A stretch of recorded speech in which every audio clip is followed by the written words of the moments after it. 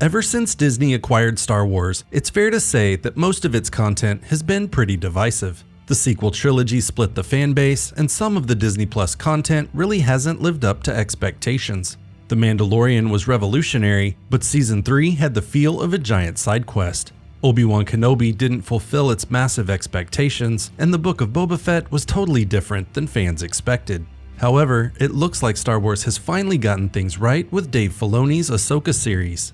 Ahsoka started off with promises of brand new villains, neighboring galaxies, and Nightsister Magick. 4 episodes in, and all of that has already happened.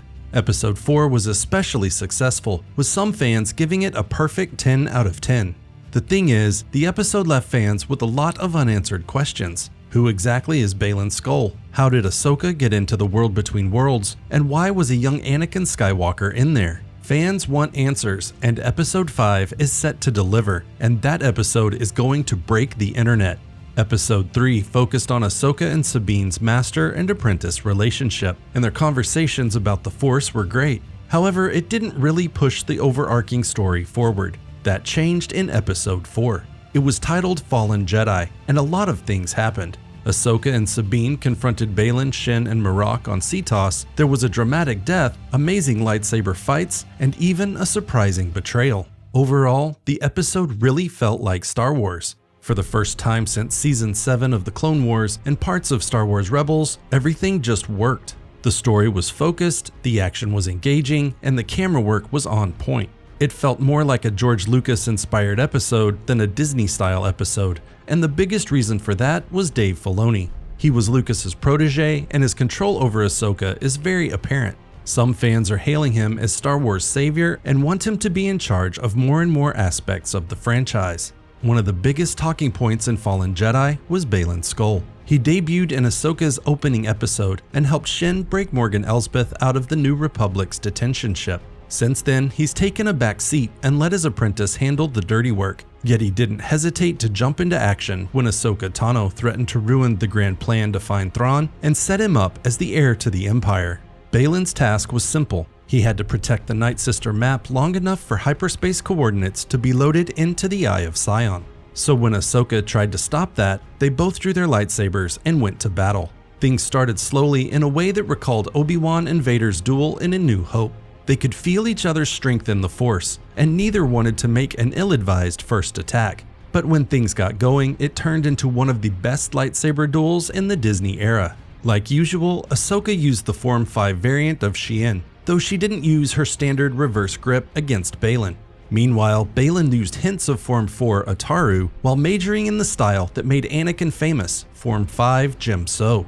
Even though Ahsoka and Baylon used the same basic lightsaber form, their styles were totally different.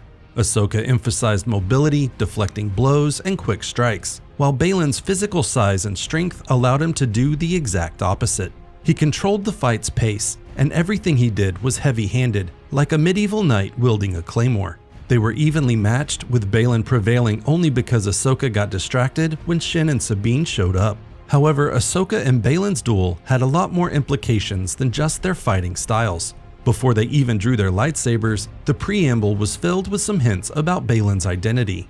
We already knew that Baylon wasn't a Sith, but he confirmed that fact when he confessed that he didn't want to kill Ahsoka. In fact, he was remorseful that they had to cross blades. Additionally, he sees finding Thrawn and starting a war as noble and necessary. According to him, you have to completely destroy something before something new can rise from the ashes.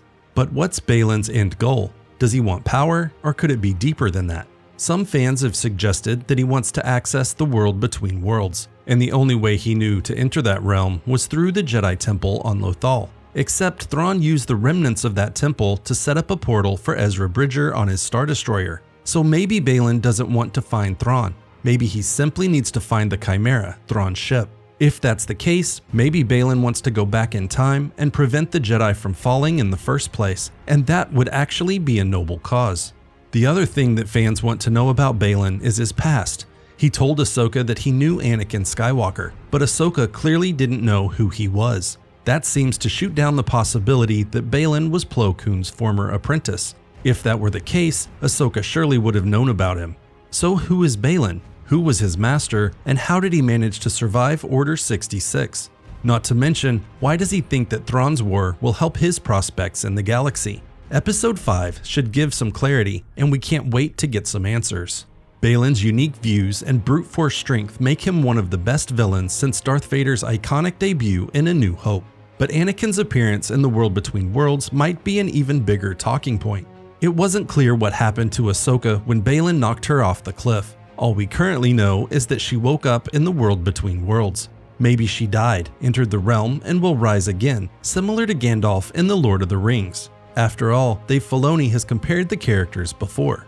It's also possible that Ahsoka entered the World Between Worlds before she died. But if that happened, how did she get in there? We've seen Palpatine struggle for a way to access the World Between Worlds and fail, so Ahsoka must have found a portal or some specific entry point. Yet there's an alternative. What if the World Between Worlds is much more than Star Wars fans thought? We know that it's a force vergence that connects key points across time and space. It was even documented and visualized in the ancient Jedi text stored on Ahch-To. But what if it's also an intersection of the cosmic force and the living force? The cosmic force is the wellspring of life. It's what connects and binds the universe on a spiritual and ethereal level. Conversely, the living force is much more practical. It's what allows beings to live, move, and have their being. In the most basic sense, individuality exists in the living force, while the cosmic force is just energy. But what if the World Between Worlds is the intersection of those two aspects of the force? It would be a place where Force ghosts could be part of the cosmic force, while retaining their consciousness in the living force. Something like that would also explain how Force ghosts can appear throughout the galaxy. A better understanding of the World Between Worlds should help explain how Ahsoka arrived there, and why Anakin was there. If Ahsoka actually died, it would explain why she ended up inside the World Between Worlds, because she would essentially be a Force ghost on her way to becoming one with the cosmic force. Otherwise, someone would have had to pull her into the World Between Worlds, and a pre-Order 66 Anakin doing that would have all kinds of complicated and unnecessary ramifications. So it's quite possible that Ahsoka has died and will be resurrected in Episode 5. Anakin's appearance is also worth mentioning. He's clearly not what we know as a traditional Force ghost, semi-transparent with a blue glow. But if this is the post-Return of the Jedi consciousness of Anakin, then it's likely those properties would only apply when he ventures through one of the portals. But the most interesting element is the lightsaber hanging on his belt. There's been quite a bit of discussion about whether that is Vader's or the Skywalker lightsaber, but on closer inspection, it looks like his Jedi weapon to me. Its inclusion leans towards this actually being Anakin Skywalker in the World Between Worlds, as we've never seen a Force spirit with their weapon before. The inclusion of Vader's theme adds even more questions. Does that mean Anakin isn't totally redeemed yet? Or does it mean that parts of Vader's life have been permanently melded with Anakin's being? All of that and more is sure to be answered in Ahsoka Episode 5, and the ways that it could change Star Wars are tenfold. So be sure to like and subscribe to see when we post our look at this sure to be internet breaking episode. Thanks for watching, and I'll see you in the next video.